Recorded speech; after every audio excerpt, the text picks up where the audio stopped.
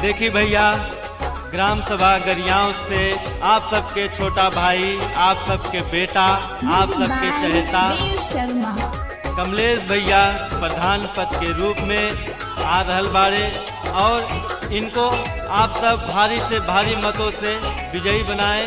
धन्यवाद। अब की प्रधानी में कमलेश भैया आई गईले,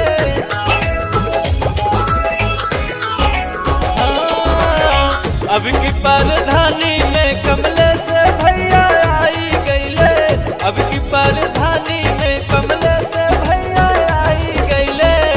इन्हीं के मिलके सब जितैहा सुन चाचा हो, इन्हीं के मिलके सब जितैहा सुन चाची हो, इन्हीं के मिलके सब जितैहा। कमलेश भैया जिंदाबाद जिंदाबाद जिंदाबाद, कमलेश भैया जिंदाबाद जिंदाबाद जिंदाबाद। हमारा प्रधान कैसा हो, कमलेश भैया जैसा हो, हमारा प्रधान कैसा हो, कमलेश भैया जैसा हो। चाहे नारी मोड ना चाहे बैसाखी वाला, चाहे प्रधान हमारा परिवर्तन वाला।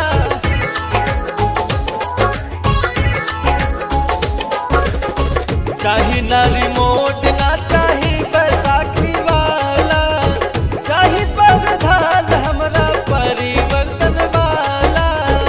कमलेश भैया के साथे बाबू रागौआ हो, नहीं के प्रधान सब बनैहा सुन बाबू हो, नहीं के प्रधान सब बनैहा सुन चाची हो। आप रखो हम पर विश्वास, हर घर में होगा विकास। आप रखो हम पर विश्वास, घर घर में होगा विकास। कमलेश भैया जिंदाबाद जिंदाबाद जिंदाबाद। करिए काम सबके दिल से ना भूलई है, मिली रोजगार जवन रउआ खातिर आई है। हाँ, करिए काम सबके दिल से ना भूलई है, मिली रोजगार जवन रउआ खातिर आई है।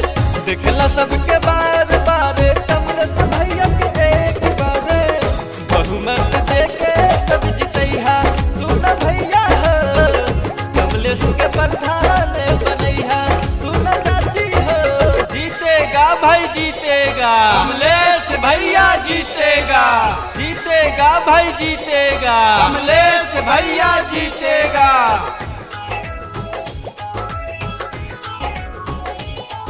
हमारा प्रधान कैसा हो, कमलेश भैया जैसा हो।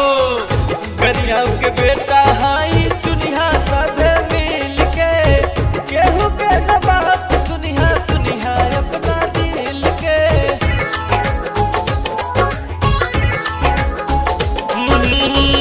गरियाओं के